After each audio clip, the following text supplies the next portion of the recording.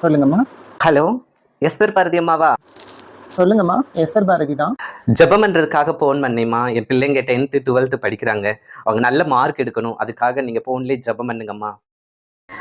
நேத்து பிள்ளைகளுக்காக ஜெபிக்க ஃபோன் பண்ணியிருந்தேன்லம்மா. அன்னைக்கு எங்க வியாபாரத்துக்காக ஜெபிக்க கால் பண்ணியிருக்கிறேம்மா. எங்க வியாபாரத்துக்கு விரோதமா நிறைய பேரு சூனியம் வச்சிருக்கிறாங்க, செய்வன வச்சிருக்கிறாங்க. நீங்க இதுக்காக இன்னைக்கு ஜெபம் பண்ணுங்கம்மா. அப்படிங்களாம்மா? சரிம்மா.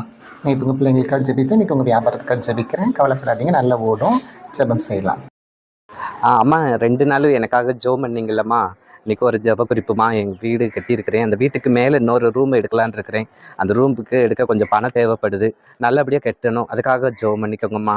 அந்த சகோதரி சுயநலமா தனக்காகவும் தன் பிள்ளைகளுக்காக மட்டுமே ஜெபிக்க சொன்னாங்க. ஆனா பிறருக்காக அவங்க என்ன செய்யல, ஜெபிக்கல. வேதம் சொல்லுது, பிறருக்காக ஜெபிக்கலன்னா பாவம் என்று சொல்லி 1 சாமுவேல் 12 அதிகாரம் 23 சொல்லுது.